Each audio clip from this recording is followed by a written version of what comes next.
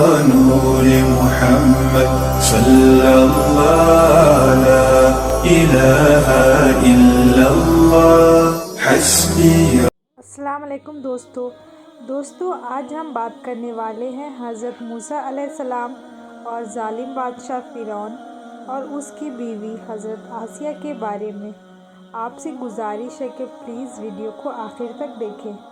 حضرت آسیہ علیہ السلام نے اللہ تعالیٰ سے دعا مانگی، اے میرے پروردگار، میرے لیے جنت میں گھر بنا دے، مجھے فرعون اور اس کے برے کاموں سے بچا لے اور ان ظالموں سے چھٹکارا دلا دے۔ حضرت نوح علیہ السلام کے پوتے میرام برہم جس علاقے میں آباد ہوئے اس کا نام مصر پڑ گیا۔ یہاں کی قوم پروان چڑھی اور فرعون کی حکمرانی آ گئی۔ پھر جب حضرت یوسف علیہ السلام مصر کے بادشاہ بنے تو ان کے والد حضرت یعقوب علیہ السلام اپنے باقی بیٹوں کے ساتھ مصر آ گئے اور گوشن نام کے ایک علاقے میں آباد ہو گئے۔ انہیں بنی اسرائیل کے نام سے جانا جاتا ہے۔ جب فرعون کو نجومیوں نے بتایا کہ بنی اسرائیل میں اللہ کا ایک نبی پیدا ہوگا جو تمہاری حکومت کو ختم کر دے گا اور اس کے ہاتھوں میں تمہاری موت ہوگی، فرعون اس خطرے سے بچنے کے لیے الگ الگ طریقے آزمانا شروع کر دیا اور اس نے بنی اسرائیل کو اپنا غلام بنا لیا اور ان سے اپنا کام کرواتا، بلکہ نوکروں کی طرح ان لوگوں سے پیش آتا۔ بنی اسرائیل میں پیدا ہونے والے لڑکوں کا قتل کروا دیتا اور لڑکیوں کو زندہ رہنے دیتا۔ اسے معلوم نہیں تھا کہ اللہ تعالیٰ نے فیصلہ کر لیا ہے تو لاکھ کوشش کر لے اس سے کوئی فائدہ نہیں ہے۔ کمزوروں پر ظلم کر کے انہیں اپنی بادشاہی اور طاقت کے ذریعے پریشان کر کے وہ اپنے آپ کو بہت بڑے نقصان میں ڈال رہا ہے۔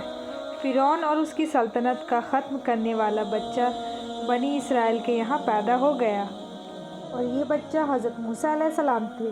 حضرت موسیٰ علیہ السلام کے والد کا نام عمران اور والدہ کا نام ایّر تھا۔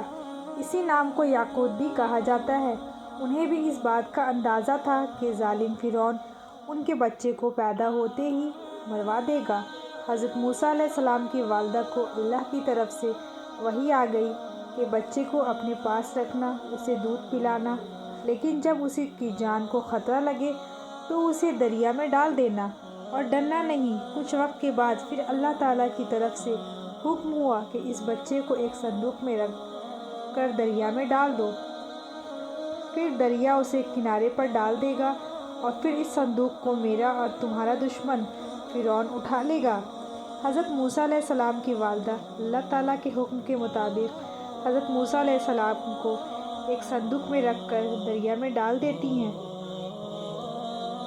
جب بچہ والا صندوق دریا میں بہتا ہوا فرعون کے محل کے پاس جا کر پہنچا تو فرعون کی بیٹی اور اس کے غلام صندوق کو دیکھ کر حیران ہو گئے۔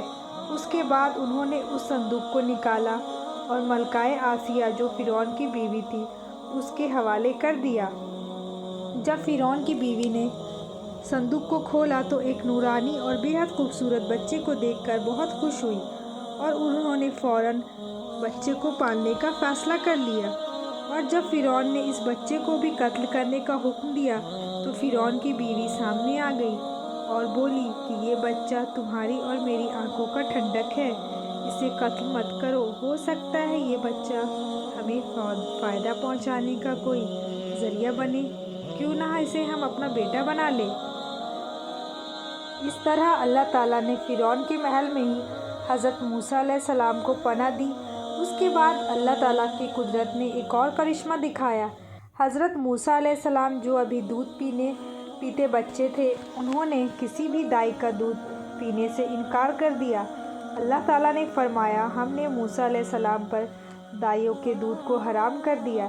محل والوں نے ایک ایسی عورت کی تلاش کر دی جس کا دودھ یہ بچہ پینے لگے۔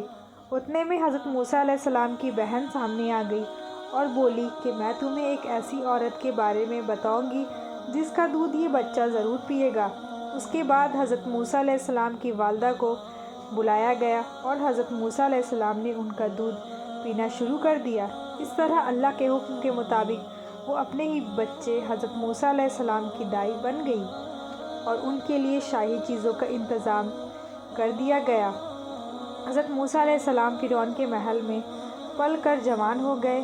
اللہ تعالیٰ نے انہیں اسلام کا پیغام پہنچانے کا حکم دیا۔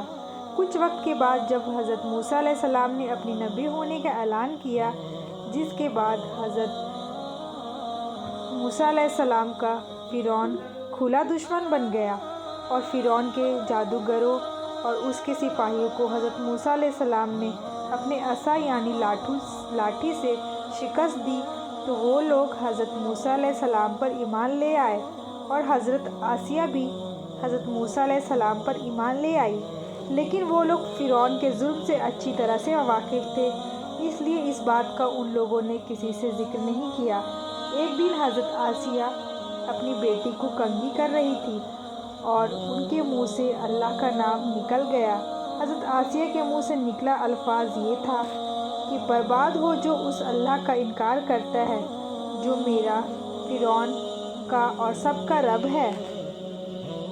بیٹی بھی پکی کافر تھی، اس نے اپنے والد فرعون کو یہ بات بتا دی۔ اس نے اپنی ہر طرح کی ظلم کرنی شروع کر دیے۔ حضرت آسیہ کو دھوپ میں لٹایا جاتا، ان پر سانپ چھوڑ دیے جاتے۔ ظلم کے جواب پر حضرت آسیہ کہتی، میں موسیٰ اور ہارون کے رب پر ایمان رکھتی ہوں۔ فرعون نے ان کو کئی رشتہ داروں کو ذبح کروا دیا، لیکن انہوں نے پھر بھی فرعون کو رب نہیں مانا۔ آخر کار فرعون نے ان کے ہاتھ اور پیر کیل سے گاڑ دیے اور اس کے سینے میں بھاری پتھر لٹکا دیا۔ حضرت آسیہ نے اللہ تعالیٰ سے دعا مانگی، اے میرے پروردگار، میرے لیے جنت میں ایک گھر بنا دے اور مجھے فرعون اور اس کے برے عمل سے نجات اور بخشش دلا دے۔